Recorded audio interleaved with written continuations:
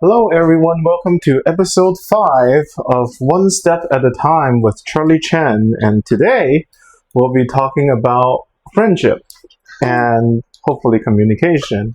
And I dragged my friend Marz into doing this with me. So hi, Marz. Want to tell everyone a little bit about yourself? I'm Marz. Um, I'm definitely their friend. Um, hmm, what do I need to tell them that they need to know?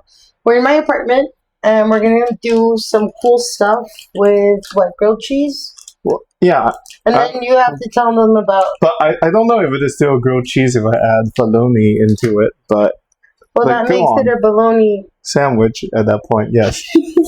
I know. No, well, honestly, I've been here in Austin for 3 years? I met you since April, and I've been Oh. on the comedy scene since 2 years, I Uh-huh. want to say. But I've mostly been watching from the bleachers up until this recent 8 months, I want to say. Okay. So that's pretty much what's going on. My favorite color is purple. Oh, that's cool. I think Josh's favorite color is also purple. Yeah, we can have that in common since kids. Very cool. So, one thing I noticed interacting with you and Josh, although is what's it called? Both of you guys are very good at talking to people.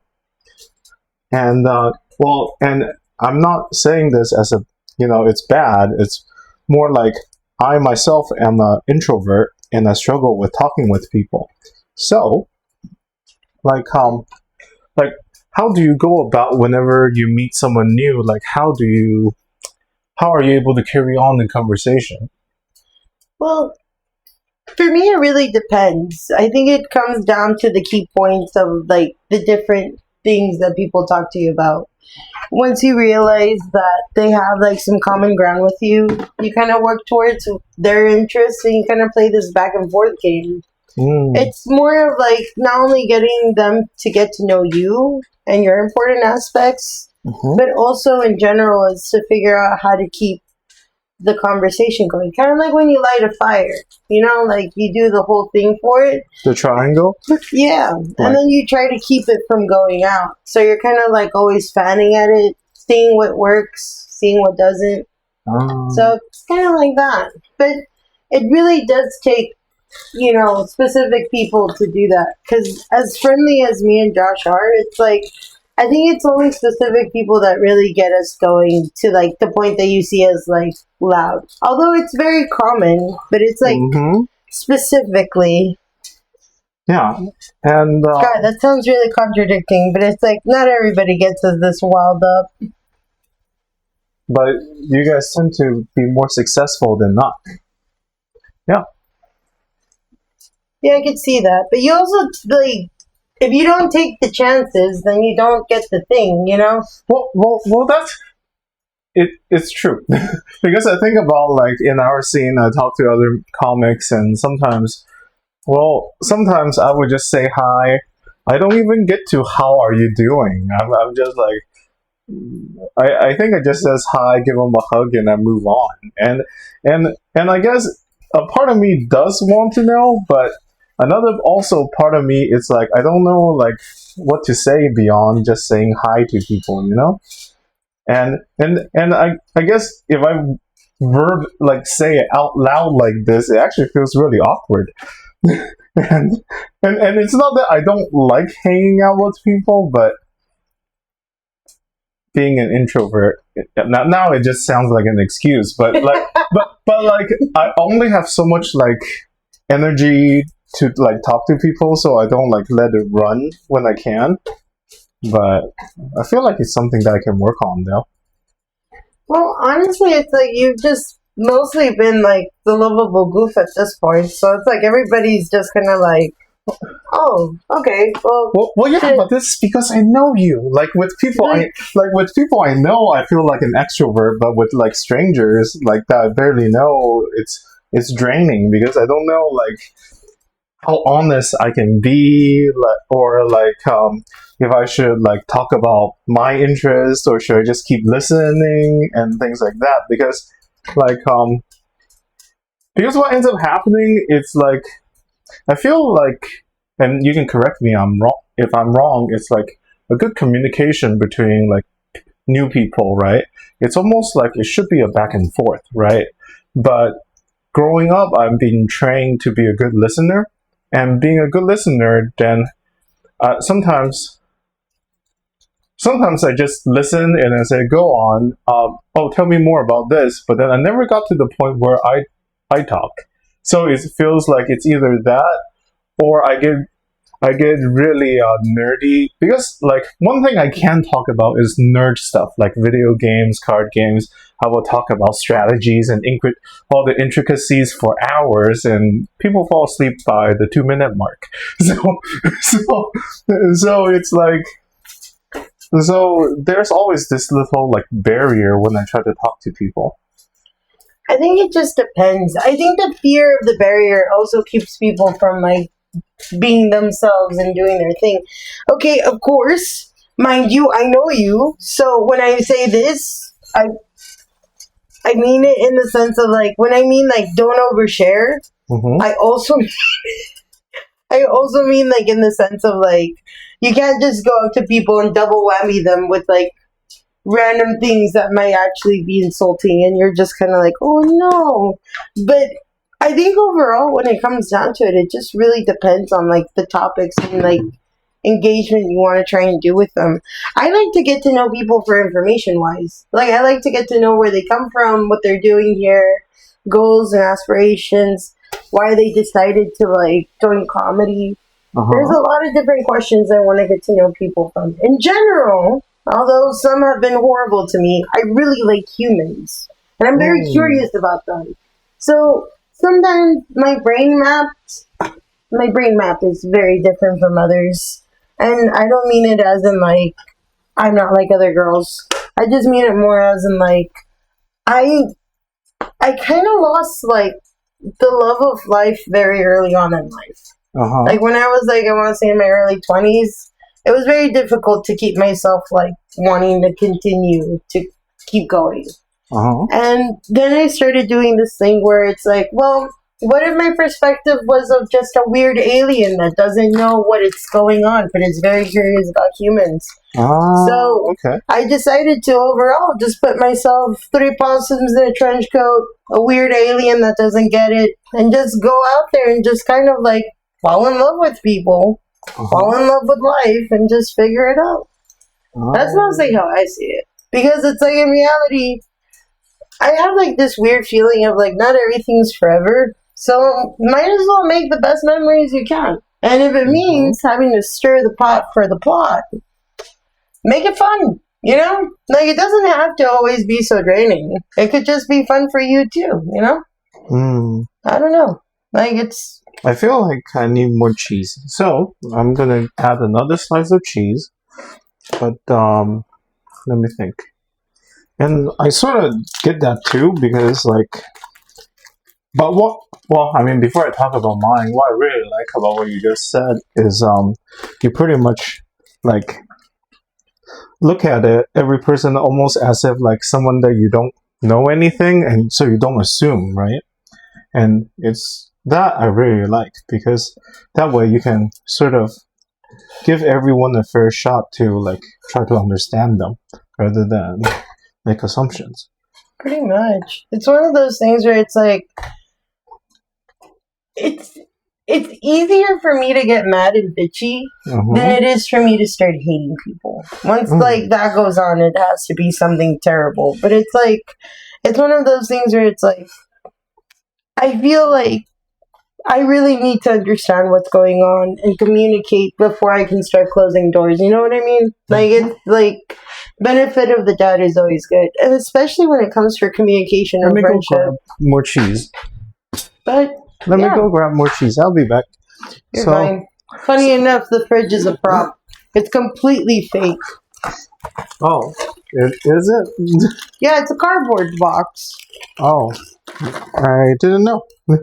Wait. Anyway, The let me think. Well, I don't know. For me, growing up, like I used to have like good friends, but then like every time like a friendship would blossom, I either end up moving. Yeah, I just end up moving because I remember pretty much I changed schools like maybe in grade school. I already changed schools like twice, and then I also graduated early from kindergarten, so I skipped from the middle class directly to like first grade, and so like me keeping like in touch with my friends within the same grade was always hard. And then, of course, moving to America and having to start all over again, right? And then in the small town that I grew up at, I didn't live inside the town. I live outside the town. So like living outside the town, I mean, sure, it helps me like get in touch with nature and whatnot because it's just coyotes at night and then good view of stars and like you can look at the stars and pretty much it's very farm like, but there's just not a lot of things going on, and that's why I read a lot and also play a lot of video games because I literally like, and of course my stepfather was mostly into the History Channel and looking at American football and things like that. So that to me, I never really got into it. But the mom is just working all the time, and then so for me growing up, a lot of times I try to. For me growing up, a lot of times I actually like school better than staying home because there's nothing for me at home, and I try to be friends with people, but I feel like the social skills were never really there. Like, I always feel like I have to do something with them to maintain the friendship. Like, it's almost like I always feel like, oh, it's because we're playing Magic or Yu-Gi-Oh cards, or maybe we're playing the latest game together, or something like that. Like the reliance on having a like shared activity was like really high. Oh, so you feared that yourself as a person wouldn't be enough at accustomed to the external factor that is going on between both of you. Well, yeah, because for me, growing up, it's always like something that sort of facilitates it. So, like, I might make friends with like people at work, but that's because we are coworkers, right? Yeah. Or like, but like, walk up to a stranger with no like anything in common in the beginning. It's almost very foreign to me. Now, of course, I'm also taking on less niche hobbies than, just nerd stuff. But because nerd stuff is good, but you sort of end up like not being able to like make a connection with people in the mainstream, right? So, but in a way, it's turning around though because they're making nerd stuff more mainstream, and I don't know how I feel about that because a part of me is like, that's my thing.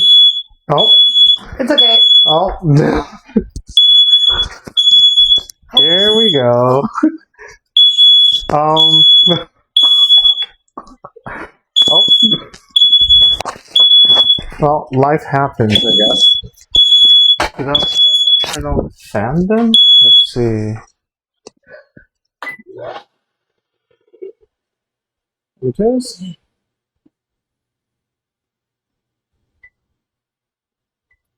You guys want to know something very funny? What is? The gummy just dropped base right now, and I'm scared to get down from the chair. Oh, please. There we Thank go. you, Josh. I'm gonna leave this chair right here. and- Josh, open the door. Open the door completely. And actually, give me a second. Let me go ahead and grab a napkin. Yeah, the napkins are right there. Josh, the first sandwich is ready. I forgot. I have this thing too. Oh wait, would it make too much noise for the stream? You just look at the bar on the screen, and if it is bouncing around, it's picking up sound. It's fine. Okay.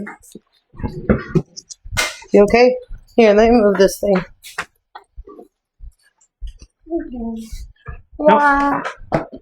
And so, yeah, it was always like because it's in the middle of doing something, right? Yeah. Like actually sitting down with like nothing in hand and just talk about things, like that to me is like very like it's very hard to do. Now, of course, as I become older, I follow news and I like pay more attention to like what's going on around the world. So it's kind of easier to talk about like stuff that's going on. Although, but then it becomes hard because a lot of stuff that they put out in the news are, political. And so the stuff I talk about sometimes may end up becoming political and I'm not even approaching it from like you heard what he did or this is wrong or anything like that. To me it's like, oh, so this thing is happening. And like it doesn't even have to be like if I agree or disagree with it, but more like just something to get the conversation going, right? But You make sense to me every time you started like talking like this, now more and more. yeah. But I think it's like maybe in a weird sense, maybe it's it's very rigid in the sense. And it's also very Asian because I noticed that like a lot of Asian people don't like to talk unless there's something going, like, that like you notice that Asians are good listeners, and then the only time they really talk about, like, let's say you're into badminton or some stuff like that, and then you talk about, oh, do you like badminton? And they're like, oh yeah, and then they might actually talk to, I go to so and so place and play lots of badminton or something like that, so and it makes me wonder, right? Is it the cultural barrier that made it hard early on, or is it the language barrier that made it hard? Or maybe is it like maybe geological, like because just being far away from everyone, And in a way it's also weird because like knowing that growing up I don't like, get to like see people, right? Well, then I really like try to treasure and cling on to the times that I'm with people.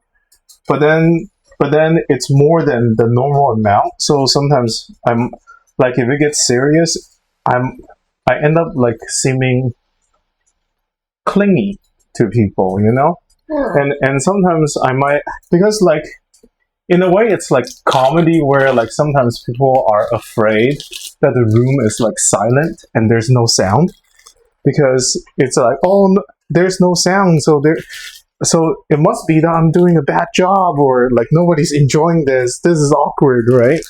But I mean, being a little bit more seasoned now, even though I'm still green, is that you can use silence to help people, either build tension or you let them think about it a little bit before you proceed.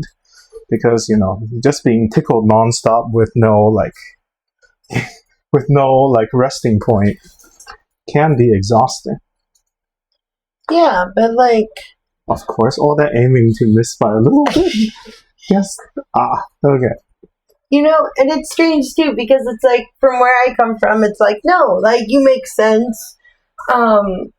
Last time we were talking about classism, and it's like, no, you're right. Like in Mexico, there is like their own strain of it, and when it comes down to it, like reasons why I come in with this is because you are supposed to have some form of like formal talk you can have with people.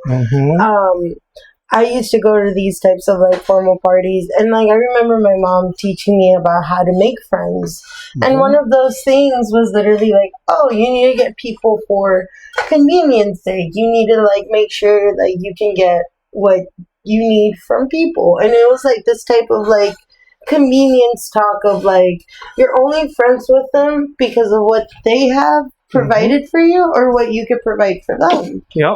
And it's one of those things where it's like, I could never get behind it because I was such a sensitive child. Like I was a very sensitive person, even to this day. Like I'm still very like sensitive, no matter what like bitchy mode I'm in. Do But you want the colder one or the I'll take whichever one. I like the idea of that one being like wrong. So raw? I like that one. Okay, it's gonna be hot. Yeah, it's fine. But keep going. But overall, like when it comes down to it, I think genuinely Actually, let's let it sit a bit. the most like beautiful part about friendships is when they can go quiet, because then at the end of the day it's not even the conversations, it's not even like what you guys are doing together. It starts becoming something more deeper, like the presence. And once you're fine completely, like completely zen with somebody, I like see. So sort of like you are okay with like hanging out with people and not have to say anything. You're just enjoying each other's yeah, company. because it's like, dude, as much as me and Josh talk, we like some of the funnest days we have is literally parallel. Like, You need two more? Tell you what, you can have mine, I'll make another one. Is that good? he just leaves to the nest. I love it. But it's good though, right? I learned it from I learned how to make grilled cheese. I know it's delicious. That's why I'm making it. I know. No, And I toasted the bologna too, just to make sure that it has the right. but that's really what I think about. Like okay, so I had a best friend from middle school, and that one went terribly wrong. Shout out to Tina for being the most toxic person. Give me my money. I hate you, and I hate what you've done to your kids. But in general, it's something about communication. You let them know what's happened. They let you know how mean you are to them. You let them know that it's mean for what you did, and no matter what the time or how they react, you were at least cordial enough to let them know, like, hey, you hurt me. I don't appreciate that. Don't do that. And next time, if you're not going to be my friend, at least you know now that next time this is not cool to do. And that's how it should be. That's how, at least it should come with a disclaimer. Yeah, and it's one of those things where it's like, I had her, and then I had other friends in high school. And I think the most, like, beautiful part I'll ever remember about those friendships, even though they're broken, gone, and, like, burned in a fire, was the idea that you could go, get some food from a buffet, get a plate to go, and then go park in a park, and either talk about whatever fan fiction stories there are, or just nothing, and just watch TV together, or just watch anything, or just complete silence with music. There has never truly needed to be a topic. It's mostly like deeper in presence, and I've been so blessed to find more friendships like that, where it's like, oh hey, like I just want to come over and hang out, and it's like, please. For that one, I feel it the most whenever we are playing music, because we don't have to say anything, but we get to like communicate with sound. Yeah. So that one I like a lot. And then going back to like what you were talking about, like back in Mexico, sometimes I wonder, like it's one thing to say like talk is cheap, right? Yeah. But what if Asians are just bad communicators? Or maybe it's a different way of communicating. I feel like it's something very cultural, because it's like, as much as like Mexicans have their form of classism, it's also this whole thing of like, hey, you have to like be also very formal. Like, I'm sure you guys are also the type that are like, good morning, good afternoon, good evening. Well, because in China, enjoy your food, like stuff like that. Because in China, I think it's something like the nail that sticks out gets hammered down. Yeah. It's very much like that. I think for us it's more like a friendly like type of thing of like, we want to just keep on like being together in general. It's weird. It's like this it's like this togetherness that I can't really explain in English. Say it in Spanish. No puedo encontrar las palabras muy bien para decir, pero sé que también se toma teniendo un tipo de camino para la gente. Y siempre han dicho eso en español. They've always said that you need to have a thing to find like the people that you're like gonna be cool with. So it's like, it's one of those things where it's like, what that means is like, you're not ripe in the sense of like finding friends, or at least understanding who could be your friend. And it's weird because it took me a while. It took me a while to understand the kind of people I want around me. It took me a while to figure out what type of people would appreciate me. Because like overall, I mean, like I'm not everybody's cup of tea. Let's face that, you know, and I can accept that now. But I like tea. But you want some? I have different tea. oh, it's fine. I'm using the last two Wait, slices. is this like? Do you know this type of tea? Puchong tea, Pouchong tea. No, 包种. It just means 包种青菜. I mean, 包种 just really means that the way they do it, right? Like it's in a pouch or something. But 10人, We've never tried it. I don't know what that is. I think it's just a fancy way of saying it's a nice tea or something. At the end of the day, I think I would imagine they're just tea bags, right? I would hope so. Yeah, it's probably. But I also have like tea sippers. Let's smell it because I've never opened this. But no, I honestly enjoy making friends with anybody and everything. It just depends on like the people who start showing you who they are, and then you figure out the extent that you want to give yourself to them. That's mostly it. It's just like a figuring out the measurement of yourself for somebody else. So it's true, hanging out with people take a little bit away from us. Pretty much. Oh no! But it's a very different takeaway. It becomes more of like for example, like when you get friends, you realize how emotionally invested you can be with some of them, you know? There are some that no matter what, you can't save them from themselves. Like you try really hard. I've had friends where it's like you want them to be the best they can. And they are not doing that. And then you have to realize, hey, when is it okay for me to walk away? Because overall, as much as I'm giving myself here, I'm giving myself a lot more than like I can. Because you can't live their life for them. Yeah. Yeah. And then they blame you no matter what you do. So it's like, that's fine. That's okay.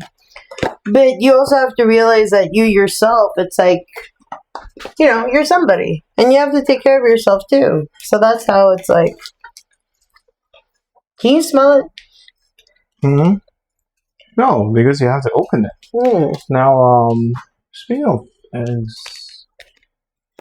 tea makes me want to make tea eggs for you guys at some point. Ooh, that sounds weird. It's you know, like the egg that they serve with ramen. Oh. You know the egg that they serve with ramen with like the liquidy center and then it's brown on the outside? Yeah, it's tea. It's just regular tea? Yeah, it smells nice though. Like black tea? I mean, don't waste it. If you don't want it, I'll make a tea out of it. No, I am. I'm just going to get the kettle from the bottom. Yep. I have a kettle for hot water instead of having microwave it. But what's it called? So those the eggs I was talking about, you pretty much soft boil the egg and then you soak them in like sort of like a soy sauce mixtures for the soy sauce to like sort of seep into the egg. And then but for them you for those eggs what you do is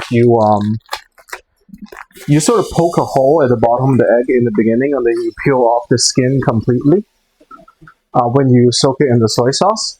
And for mine, while I could do that, instead what I do is I crack the egg so it formed that, you know, like I crack the egg and then I roll it so it forms that web of cracked eggshells on it. Oh yeah, then, like that marbled effect. Yeah, and then I throw it into the marinating sauce. And now in this case, it would be like a sweet soy sauce, like a sweet soy sauce marinade with with tea in it, right? And and then what would happen is it would also give the flavor to the egg, but it will also leave behind a like lightning web, like marbling effect on it. And it's very good. I'll make it for you guys sometime. And one time I experimented making it with a Chinese like Sichuan pepper, and the peppercorn flavor seeped into it. It was so good. That sounds very delicious. It is delicious, and it's great for like on the go too. Mm. Question. Yeah. What has been your most toxic friendship? Toxic friendship? Yeah, like a friendship that you had to end because it was like, not a good one. I don't think it was a friendship, but I think I sort of became friends with my bully. But I sort of think we did it. So maybe that's. But that was like when I was like in middle school. Maybe he fell out of school. That's why he disappeared. I didn't. But that's the thing. Like I had bullies when I was growing up. Like and even in China, I had a bully. And well, one day I couldn't take it anymore. I whooped my bully's ass, and the bullying stopped. And but the thing is, like, I don't know, like so I always have that, like, and it's kind of fucked up because it's like I had that taste of what it's like to overcome your oppressor, right? Mm-hmm. And that might make me a troublesome individual, I guess. Please don't arrest me. But were you beating up a kid when you were also a kid? well, because like I don't know, the world feels more authoritarian than before, and resistance feels like I don't know. Honestly, for us, it's just like, I still think about like the fact that I've never really gotten into a fight. Not that I wish for it, but in general, it's like it's always been so like shut in and closed with people where it's like I'm just like, yeah, I can't like really be wasting my time here. But as we grow older, like there's not much things that feel like it's fight worthy, No. As when we were younger, it's like it's almost like we actually,